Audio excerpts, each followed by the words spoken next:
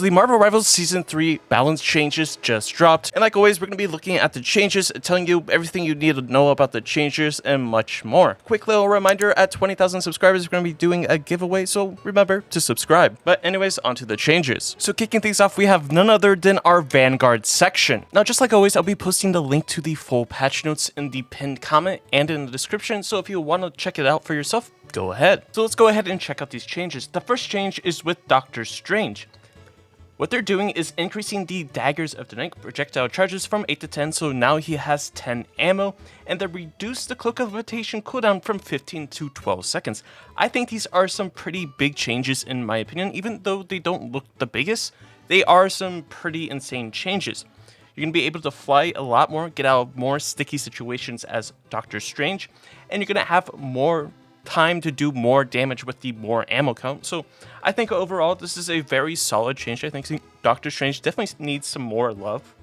Moving on, we come to Groot, and Groot is getting a little bit of a change. They're increasing his vine strike range from 20 meters to 22, so you're going to be able to do damage at longer ranges, and they're increasing the Floral Colossus effect range radius from 20 meters to 24. Pretty solid change in my opinion. I think Groot is in a little bit of a weird spot, mainly because there's a lot of flyers in the game. Wolverine usually is banned, but you still have to worry about characters like Punisher, so hopefully this allows him to be played just a little bit more. Now moving down to Magneto, I'm surprised that they didn't touch Magneto's damage overall. I don't think Magneto should be able to one-shot, and when I say one-shot, not with his Meteor M or ultimate ability, but his primary, and then a right click, the animation cancel. I don't think he should be able to one-shot like a squishy, but who's to argue? So for Magneto, they reduced the Metal Bulwark and Iron Bulwark shield value from 300 to 250. This is the shield that you shield yourself or you shield a teammate. So you have 250 now, so it's going to be easier to burn and hopefully, get rid of supports and ultimates to make the fights go a little bit quicker. It seems like they're trying to up the tempos from what I'm seeing. Following that, we have Thor. So Thor, he gained a fixed Thor force upon exiting the Awakened Rune state. This is, I think, a pretty good change for Thor players. If I'm a Thor player, I'd be happy with this. The Lightning Realm effect, new effect. Enemies leaving its boundary are grounded for 2 seconds, restricting aerial abilities. This is a very insane change to me. This right here. This is kind of like what Thing does already, but now they're giving it to Thor. So you would go in, you would bubble them. Now they can't fly up or run away, so they can't really escape. So it makes Thor a little bit more viable now. But again, you still have Emma Frost in the game, so it's going to be harder to play still. But I think for Thor players, I think you're going to really like this change that's coming. What do you think about the Vanguard changes? Let me know in the comments down below. Now moving on to our Duelist section, we have Black Panther. Now he's getting a little bit of a nerf. Look, my Black Panther players, I know you're very angry about this. It's not crazy though. All they're doing is increasing the Spirit Rend cooldown from 8 seconds to 10. This is your dash ability, so that if you miss your dash and don't get the reset, it punishes you a little bit harder so that you can't instantly get the dash back. It's kind of a compensation because they did fix the hit registration, as we all know. So this change is fine even if you are a Black Panther main. It might stink a little bit, but I think it's fine. This means your uptime is going to be reduced, so you need to play a little bit smarter. Then moving on, we have Iron Fist, and it seems like he's getting a slight buff. So they're increasing the 5th strike damage from 50 to 55 damage, so 5. Increasing the percentage damage of enemies max health per strike from 2.1 to 2.7, so this is another buff to Iron Fist. They adjust the Harmony recovery bonus decay start time from 1 to 2 seconds. And then they're increasing the kick first strike damage from 30 to 35. So overall, a pretty solid buff to Iron Fist. And Iron Fist is definitely going to be a lot more playable now. Like before, with the changes in Season 3, it felt horrible. The character feels horrible right now. So I think this is a good change. Then we're moving on to Star-Lord. So Star-Lord, he gains a 25 bonus health when using the Stellar Shift, max 25, which lasts for 3 seconds before decaying to 0 over 1 second. So Stellar Shift, this is the shift. Pretty straightforward. So now you get a little bit of a shield, which is interesting. So they're buffing Starwork for more survivability, which I think is okay. I'm not sure if it was necessarily needed. I mean, to be fair, you are losing the Guardians team up, so the revival. So I think having this is a little bit of a better thing. You're not going to get instantly shot out of the sky from a Hela now. So I think that's a decent change. Moving on to Wolverine. So for Wolverine, they're increasing the cost of the Last Stand ultimate ability from 2,800 to 3,400, which is an insane change. Then the life stain gained from the Primal Flame, the Phoenix Warrior team-up ability, no longer contributes to Wolverine's ultimate ability energy. This is a interesting change. So that means the damage that Wolverine is doing to get ultimate can only be from himself. The passive does no longer count, which is a interesting change. I'm not sure how I feel about it. I think that's fine. It's so he doesn't get his ultimate insanely fast. Look, it's not the end of the world for him. The character's still super strong, so. Then moving on to Spider-Man, they're increasing damage per second of Spectacular Spin ultimate ability from 150 to 170, which is, you know, decent. They're also doing another change to where the team-up ability, he's going to be not leaping back as far. So when you use your team up, right, you go in. This is a, yeah.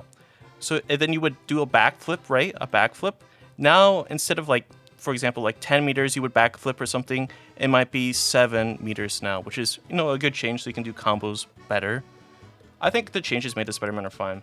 The character was pretty terrible, to be fair. So overall, some pretty good changes to the Duelist. I think everything is fine, but what do you think? Let me know in the comments down below. So moving on to our strategist section, we see Adam Warlock.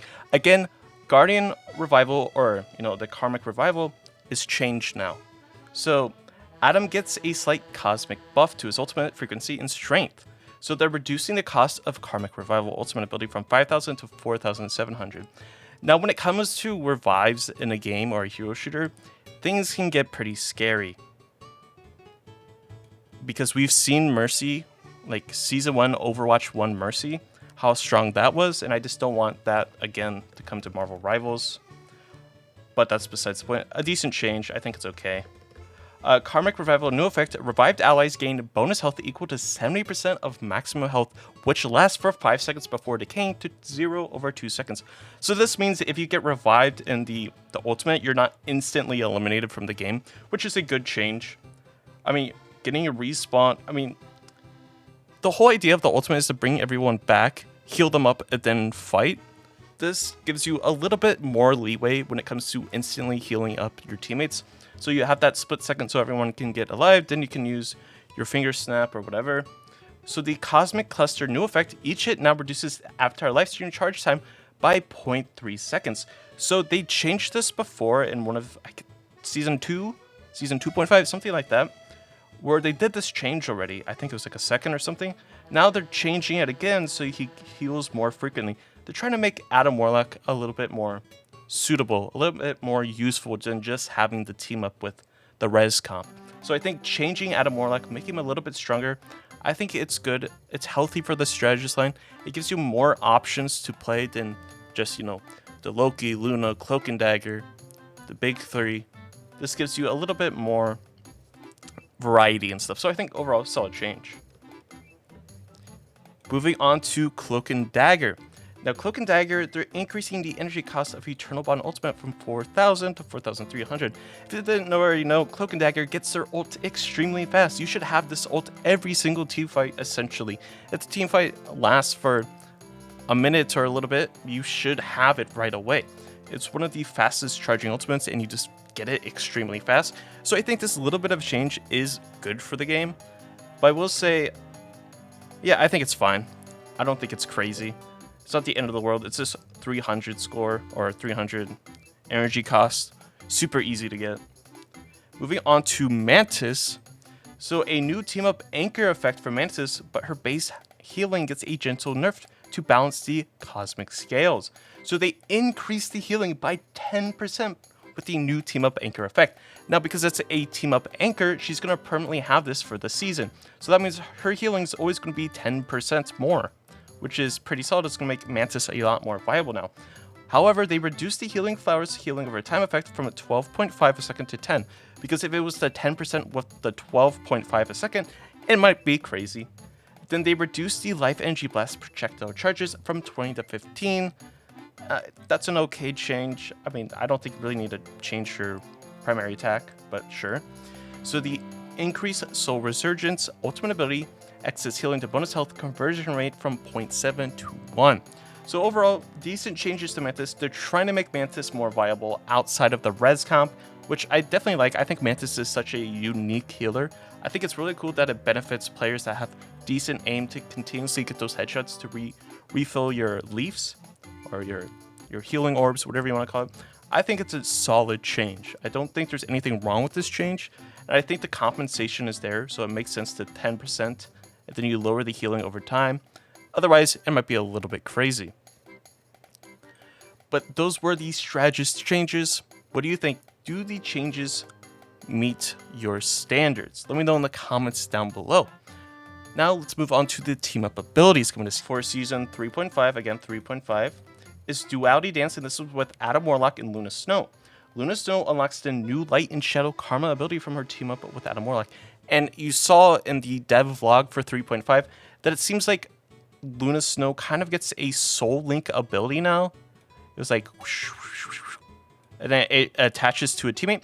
So playing Adam Warlock and Luna Snow might actually be a super solid backline now. But we will just have to see once we get the hands on season 3.5. And I'll be having early access to season 3.5. So if you're new here, I would definitely recommend subscribing and checking out the videos that are coming in the future. But anyways, the other team up is with none other than Mantis, Groot, and Loki. Very interesting lineup, but I understand it. So we have Vibrant Vitality.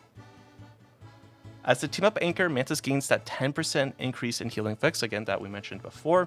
Groot gains the new Wind Wall ability from his team up with Mantis.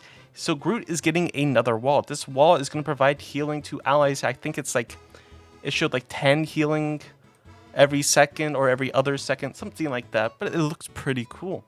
Then Loki gains the new, I'm not even going to say that word, Blessing ability from his team up with Mantis. Basically, this ability, instead of the Loki regeneration domain looking like this, it's now going to look like the size of Europe. So that is something to be aware of. So pretty solid, pretty solid. Definitely cool. And then they are adjusting or removing. So the bonds have been broken for Iron Fist and Luna Snow. The team up anchor effect for Iron Fist has been removed along with the Atlas Bond team up ability. Luna Snow loses the Frozen Chi ability from her team up with Iron Fist. So this is unfortunate. Sad. So this is removed. This is no longer a thing. But Chilling Assault, Luna Snow, Hawkeye, and Iron Fist now. Iron Fist joins the assault and unlocks the new Lunar Chi ability through his team up with Luna Snow. So basically, Iron Fist is now going to be able to heal in the AoE, which is pretty solid, pretty cool. It definitely makes, Iron Fist a lot more playable now, especially with the buffs he's receiving. So, Guardian Revival, or otherwise known as the Res Comp. The Guardian Revival team up is being laid to rest. Mantis loses the Nature Soul ability previously gained from her team up with Adam Warlock, and the Star-Lord loses the Leader Soul ability. So, Res Comp, this is no longer a thing. Res Comp is gone. Res Comp is dead. This is a pretty big change because a lot of teams in MRI, if you're not following the pro play, especially Sentinels, relied heavily on the Res Comp. They're very good at it. Now this is gone, so they can't really play anymore, which is kind of crazy to me that they do this mid-tournament, but what do you think about this? Do you think Res Comp being gone is good? Let me know in the comments down below. But anyways, so the Lunar Force Cloak and Dagger Moon Knight Blade. Blade launches into Lunar Force and gains a new Moon ability through his team up with Cloak and Dagger. Pretty cool. Then we have Ragnarok Rebirth is Hela and Thor. Loki has other plans installed and loses the Reborn ability previously gained from his team up with Hela. So you can no longer res your Loki last second. So a pretty big change in my opinion. Then the Rocket Network. So now it's going to be Rocket, Penny, and Star-Lord. So Star-Lord connects to the network and unlocks a new Astral Jump ability through his team up. If you watched the 3.5 devlog, you saw it was a little bit of a TP, so you could place it, you TPs across to another place thing, and you just TP around a Star-Lord. I mean, it's cool, I guess. But if you're running this kind of lineup, it's kind of crazy, in my opinion. And then we have the ever-bonding bond, Human Torch and Spider-Man. So we increase Spider-Man's combo potential after using his team up. This is what I was talking about.